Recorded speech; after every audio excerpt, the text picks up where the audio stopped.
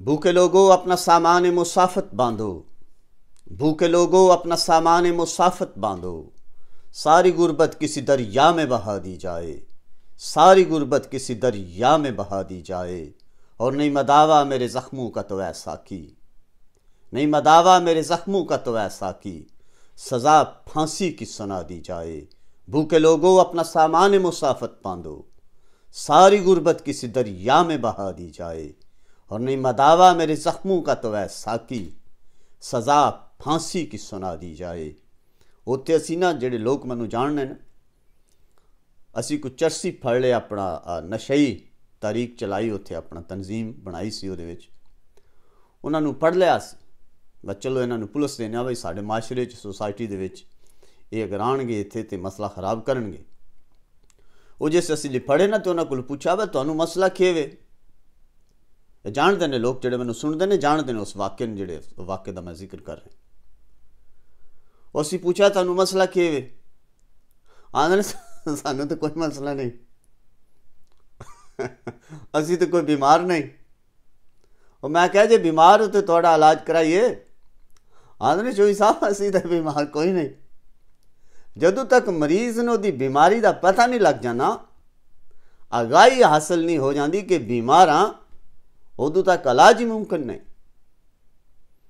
और इन्हां वड्डियां वड्डियां तूतियां ने जिन्हां सारा दिन और तूते मैं सारे चैनल कह रहा इक्को ही जिक्र चल रहा होंदा, फलाने ने तम्मी लै गई तो फलाने ने तम्मी नाला पै गया।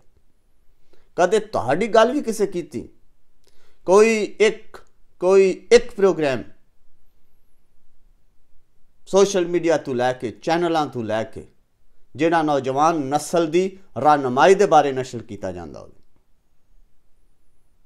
भूखे लोगों अपना सामान मुसाफत बांधो, सारी गुर्बत किसी दरिया में बहा दी जाए। This is the only solution, this is the ultimate resolve of your deteriorating situation.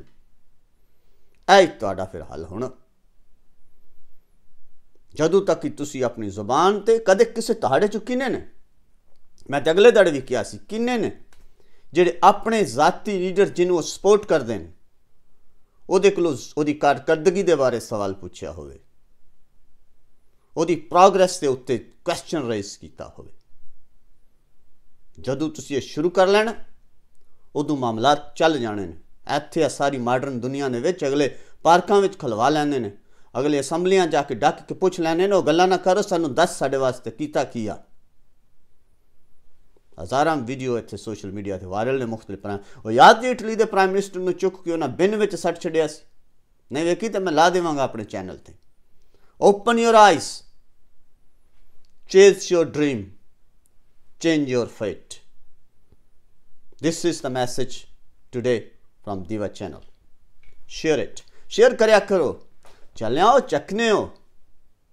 ये आवाज़ नूं कोई बंदा डक नहीं सकता, ये निकलनी है, ये पहुंचनी उन्हां लोकां तोड़ी। Be a part of this supportive movement, be a part of this supportive movement. ये तुहाडी तारीख पंजाब दी खिदमत दी, अपनी माँ बोली दी राखी दा हड़ है। अपने बजुर्गों दियां परिया पंचायत दियां जिहड़ियां उन्हां दियां सीटां सन, उन्हां ते पैरा। अल्लाह ताला तुहानूं आबाद रखे।